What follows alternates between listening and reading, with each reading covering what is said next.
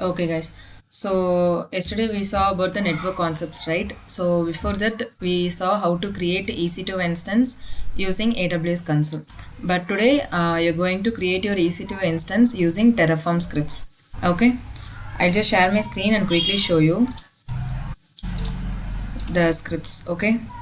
Just listen to the scripts now. Just see and just understand about the scripts. Is my screen visible for you? Yes, Swami. Okay.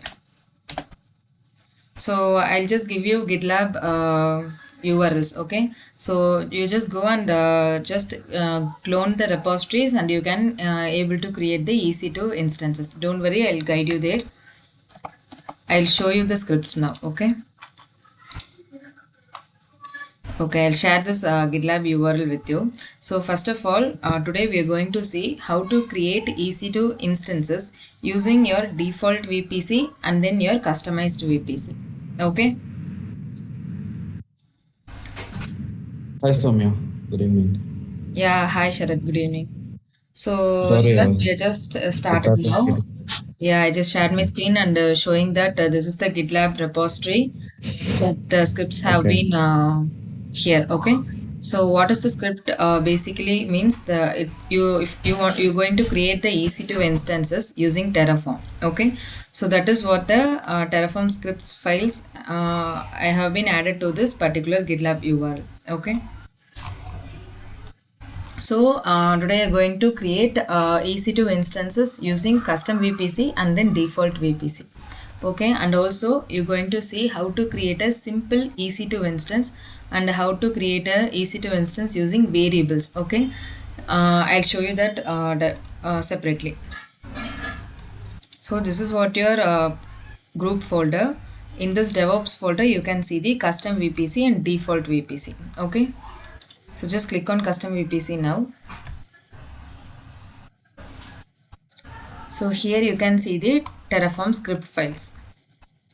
So the initial step, you can see the data file, right? In data folder, you can see the whatever you want to put inside your EC2 instance, that files and that particular configuration files or application files will be just posted inside your data folder. Okay, you're going to have your project folder, which is nothing but your custom VPC. So inside that, you're going to put your configuration files or whatever the thing, service or application or web page, whatever you want to deploy or you want to do that inside your EC2 instance, you can put that in your data folder. Okay.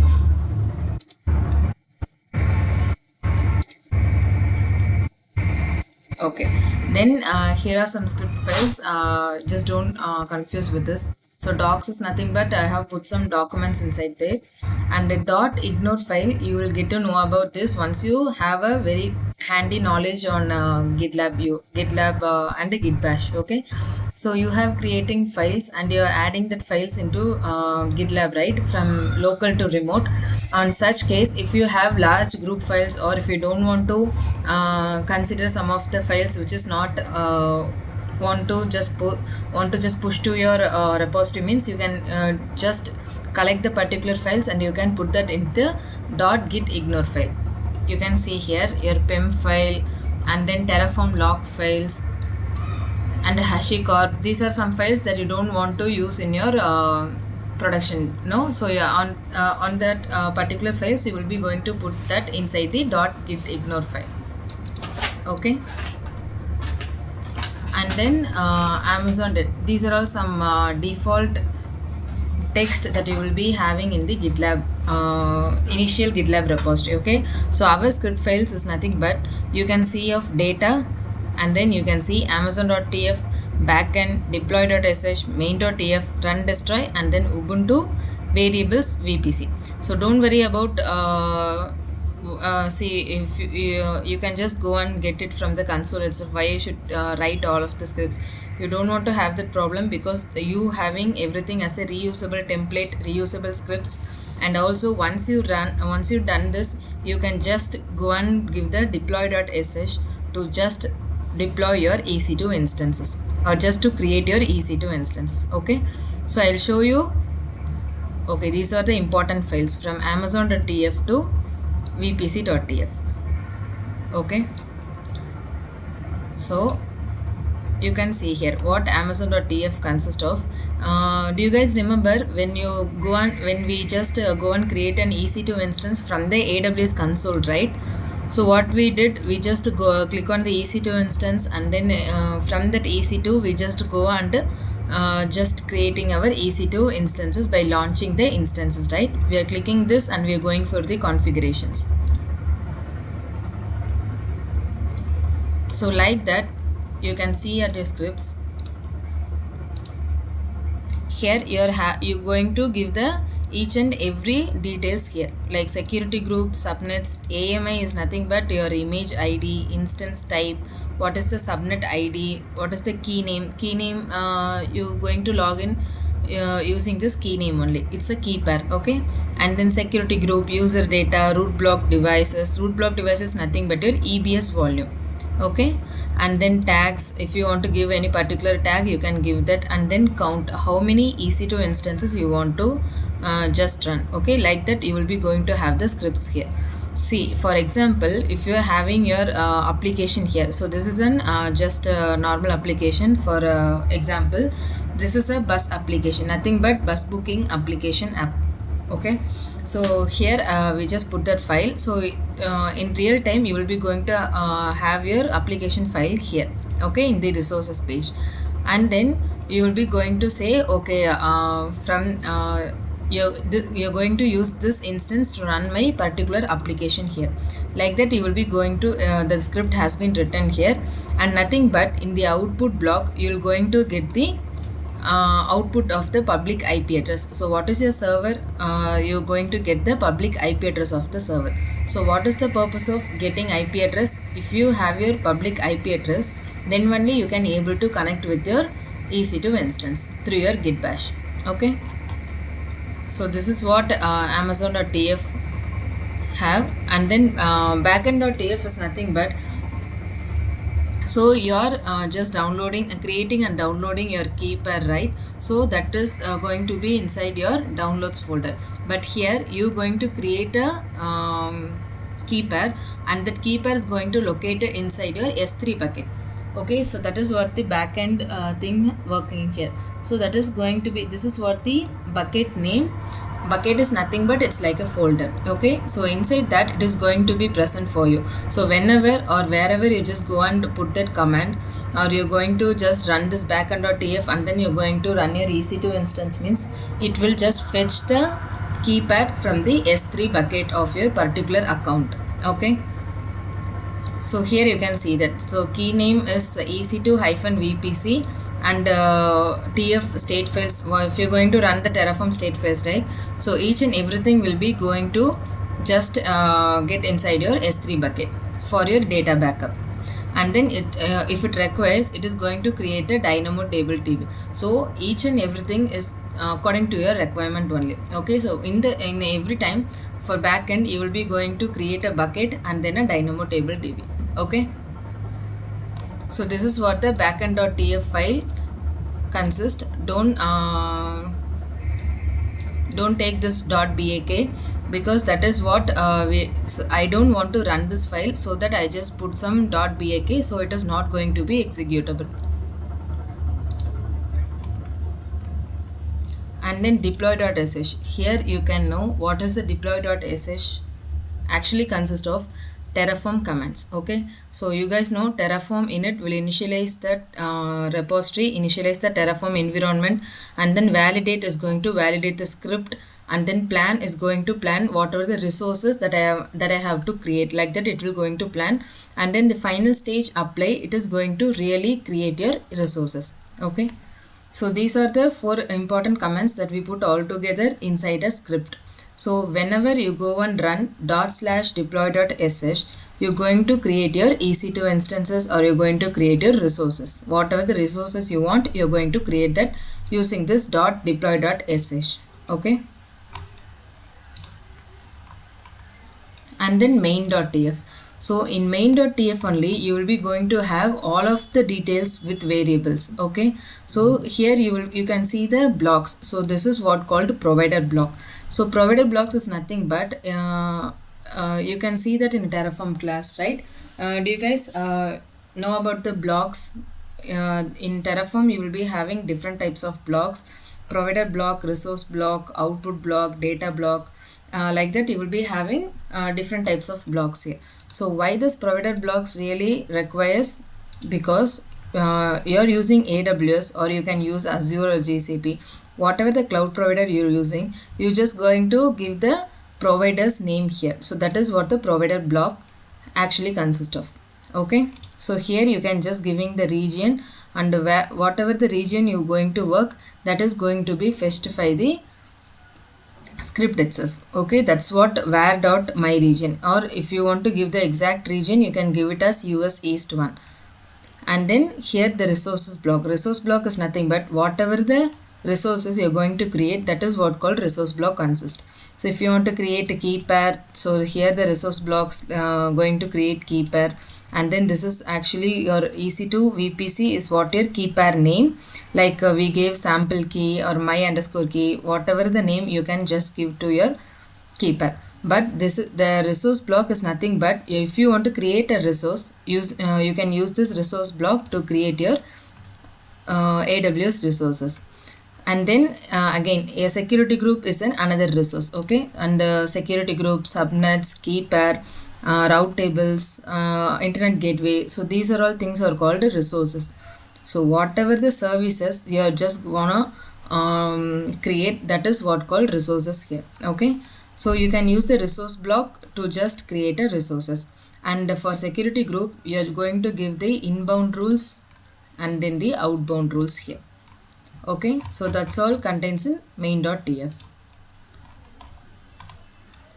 And then if you want to create Amazon Linux instance, you can go with amazon.tf, or if you want to create ubuntu.tf, you can go with ubuntu.tf. So here I don't want two instances to be running, so I just want amazon.tf. So I don't want to execute this file, so I just put .bak in the last. If it is ends with .tf, it is going to executable. If it is not ends with .tf, if ends with .bak or .nl or something, whatever the name it's in last, it is not going to be executable, because shell scripting only consists your Terraform scripts only. Okay, so you can see here .tf, .sh is nothing but your shell script files. What is shell script files here? You're going to have the group of rules or group of commands. Okay, list of commands that you want to run in a single time. You can just go and give Terraform init, and then you can wait, and then you can just give Terraform validate and then apply. Like that you can go by step process, but that is not actually recommended, and it is actually waste of time also. It requires a manual time. There should be a manual person has to be sit there and just have to give the comments. If you put all the comments inside one shell scripting file, and if you're going to just execute the file, means each and every comments is going to be automated, and it will be going to just give the just go to another levels. Okay, it doesn't require someone to just type the command and they have to enter that. So VPC is nothing but here you can see the exact VPC things alone. So yesterday we saw, right? So inside the VPC, what the next step you will define, you will going to get the subnets, and then subnets you're going to create the route tables, internet gateway, and then their associations. So what will you do? You will associate public subnet to public route table and private subnet to private route table. So that is what the association happening here. So this is what the script contains. You don't worry about anything. You can just copy the scripts, and you can modify the scripts, and you can able to run the scripts. Means that is very much good for you to get the understanding about the shell scripting and Terraform. Okay. So this is what custom VPC consists of, and then default VPC, you can see that you will be having simple EC2 creation and then EC2 with variables and then host web page. These are all, don't confuse with that. Just go with simple EC2. Here you can see the deploy.sh, main.tf and run destroy.sh. What is exactly run destroy.sh consists only one command, which is the last destroy command of Terraform. Okay, so first thing, you will be initializing Terraform environment. Second thing, you will be validating your scripts. Third thing, you will be planning your scripts, whatever the resources you want to create, the plannings will be going on, and the final step will be applying, which is nothing but creating your resources. And finally, once the work is done, if you don't want, you no longer want the EC2 instance, you can just go and destroy the EC2 instance. How we manually go and just click on the instances and we are just going to actions or instance state and then terminating, right? Like that, you can just click on the you just run the /run destroy.sh file. If you run this, means it is going to destroy your resources. Not only EC2 instance, all of the resources will be destroyed. Okay, now I'll show you in practical way. So this is what your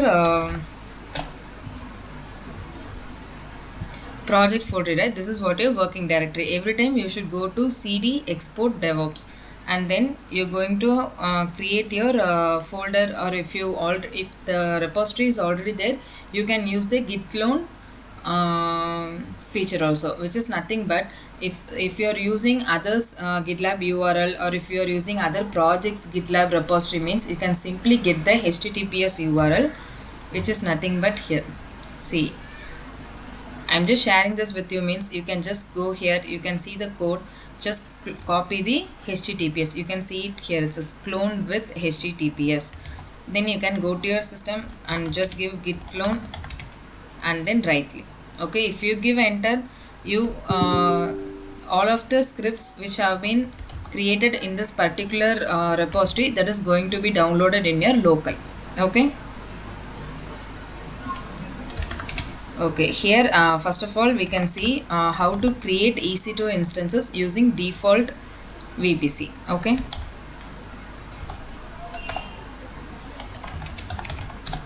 Here you can see the scripts here: deploy.sh, main.tf, run destroy.sh.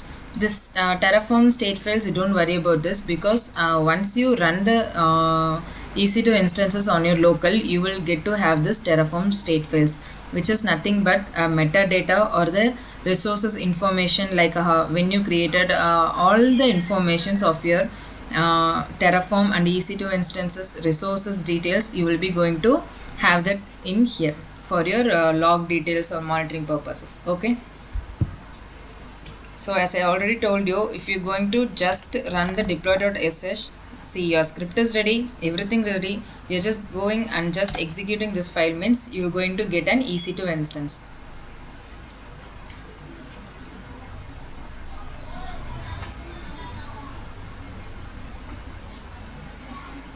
So you can see here Terraform has been successfully initialized. What is the first step it's doing? It's going for Terraform init, and then it is just doing the validate thing, and then the plan stage is started, and then it is applying in the further actions. So here everything is performing and the resources have been creating. See, what are the things here known after apply? I told you, right? You will be going to have unique IDs. Once the resources is created, you will get to see the unique IDs of your resources.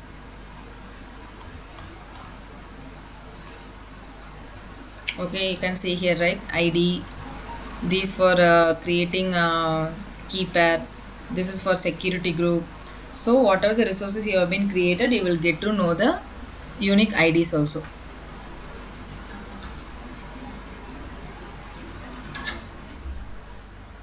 Okay, so here you can see you have been created or added 5 resources, nothing changed and nothing destroyed as of now. So we have put the output block, right? In output block we need the public IP address, so that is what we got here. Okay, so as of now what have been done means you just created EC2 instance. Now we are going to log in into your EC2 instance using the command ssh hyphen I mykey.pem, and then so this is Amazon Linux EC2 instance. So I'm just going to give the EC2 hyphen user here. If you're using Amazon Linux, you can go with EC2 hyphen user. So that is what your username for your instance. If you're going to use Ubuntu, you can give Ubuntu at public IP address. Okay, so this is Amazon Linux. So your username will be EC2 hyphen user at public IP address. So now you know why you need the public IP address. To log in into your EC2 instance, you should need that.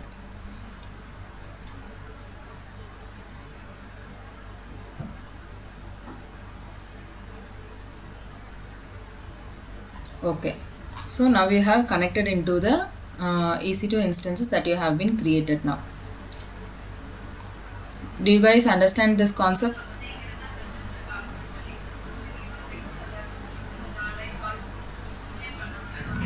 Yes, Soumya. Yes, Soumya. Okay, great. So you will be having your default VPC, and inside the default VPC, you just have everything. You're not creating more things here because everything is already there. You're just using with the particular things. But the next step, you can just log out from this EC2 instance by giving Control D, or you can just type logout. Okay. So now you came back to your GitLab repository. You're back to your local. Okay. So this is what you just connected to your EC2 instance, a virtual machine. Now you just once you logged out, you can back to your local folder. Okay. So now I'm just going to the DevOps folder, and I just want you guys to know how to create a EC2 instance in a custom VPC, which is nothing but yesterday we have created custom VPC and subnets and everything, right? So what are the things we done in the console? Now we are going to do that in the script based creation. Okay. So here you can see the scripts. So data is nothing but whatever the things you want to put inside your EC2 instance, you can use the data folder to put that. And then destroy.sh is going to destroy your EC2 instance. If you want Ubuntu instance, you can go with this. If you want Amazon instance, you can go with this. And then deploy.sh is nothing but it is going to initialize the environment and then plan, validate, plan, apply. And then don't worry about the scripts. This is an extra added thing.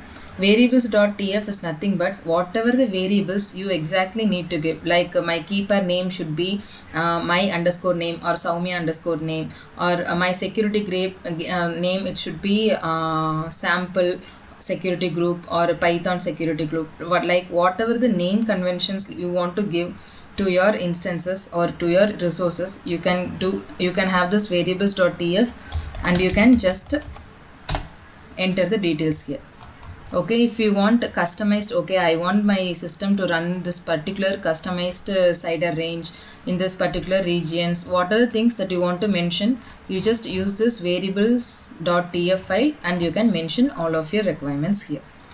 You can see that in Amazon ID you're just providing it, the availability zones you're providing here, and then keeper name you're just giving here EC2 underscore VPC, like that. Whatever the things you want to give, you can just give here. This is very easy way. If you want to just do any modifications, like I want 5 instances, or I want 32 GB or 32 GB of storage, I want to create another one keeper name and that name should be like this. Whatever things you want to edit, you can modify on your scripts. Okay. And backend.tf is nothing but, as I already told before, it is for your S3 bucket and DynamoDB table creation. Main.tf consists of all of your parameters, requirements, and having types of blocks like resource block, output block, provider block, data blocks, like that. And then vpc.tf is nothing but it will separately having the subnet details, security group details, internet gateway route table, like the networking concepts details will be separately have been put inside the vpc.tf files. You don't worry, whatever the files that have been ended with tf, that is going to be executable when you run the /deploy.sh. Okay. So the difference is nothing but the scripts. So whatever the details you want to create, you can just do that on the scripts itself. And the simple thing is just you want to run the /deploy.sh, then your instances will be creating here. So you can see, right, how many things have been doing in the background. If you're clicking on console, you don't get what is actually happening, but in the script you can able to see, okay, whatever the things have been happening, whatever things have been performing. And if you got any error, means you can able to see that error also here.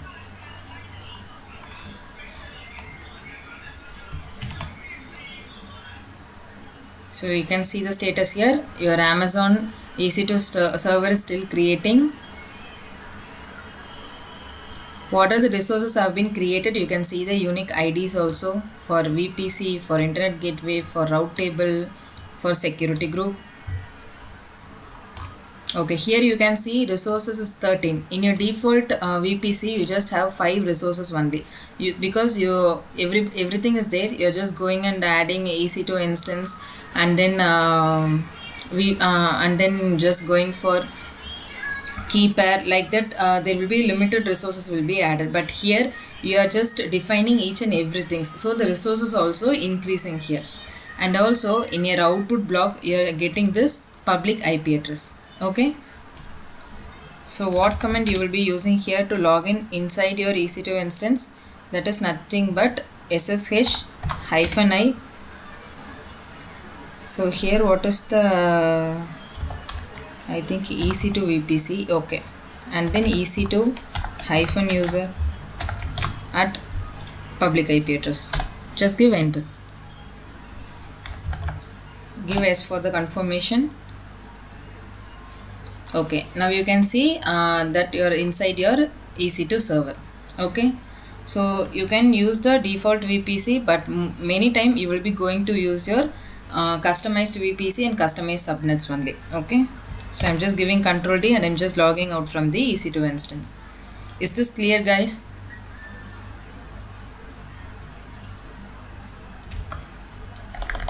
Do you guys have the understanding about what is really happening here, like that?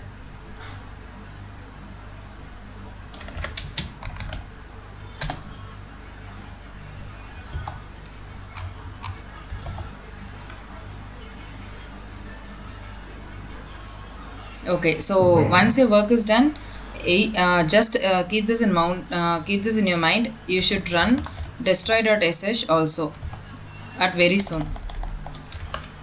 cd custom VPC, and then you're going to just run your destroy.sh, which is nothing but Terraform destroy command.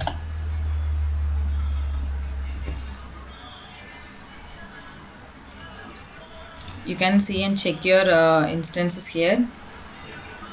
See, I'm having Amazon EC2. It is going to be terminated. See, I have 2 instances running right now. So you can see, once you give /run destroy.sh, your resources will be going to destroyed. We'll just check with that now. So meanwhile, you guys have any doubts or anything related to how to create EC2 instance, or how to create what is default VPC or custom VPC? Any doubts regarding this class?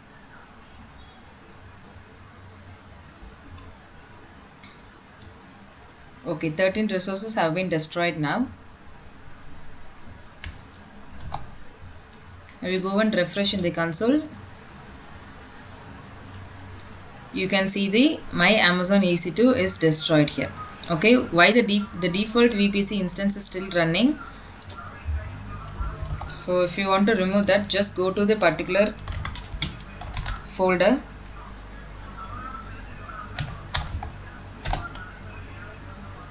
Just give go to simple EC2.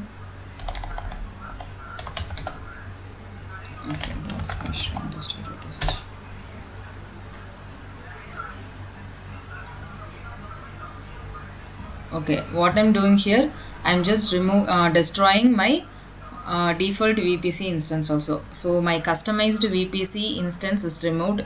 it is destroyed. Now I'm just destroying the default VPC also.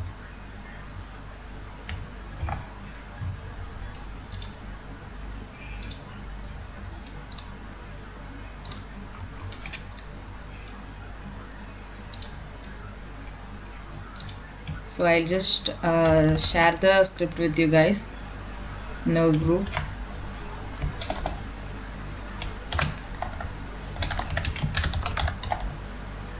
For custom VPC,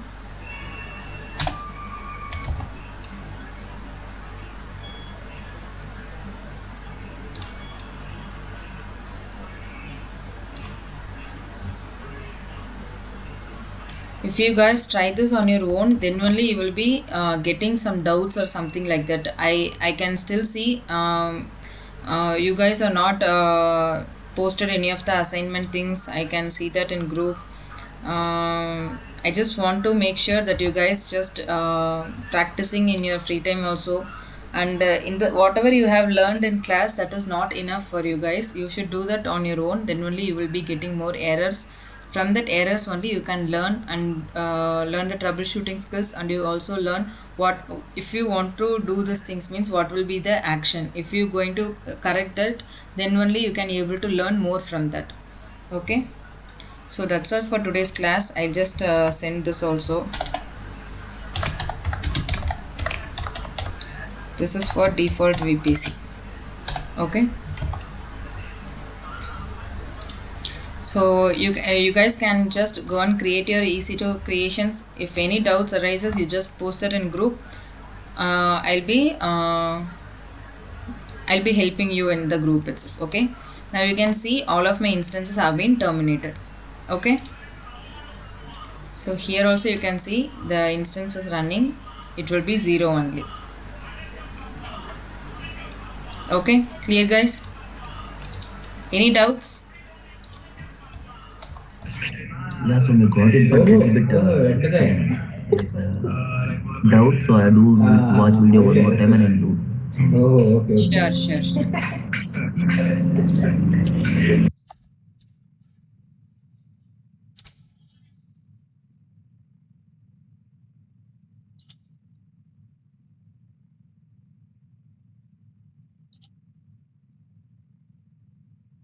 Okay, guys. So just try that on your own and just come back. We'll see about the errors, and we can be interactive in group also.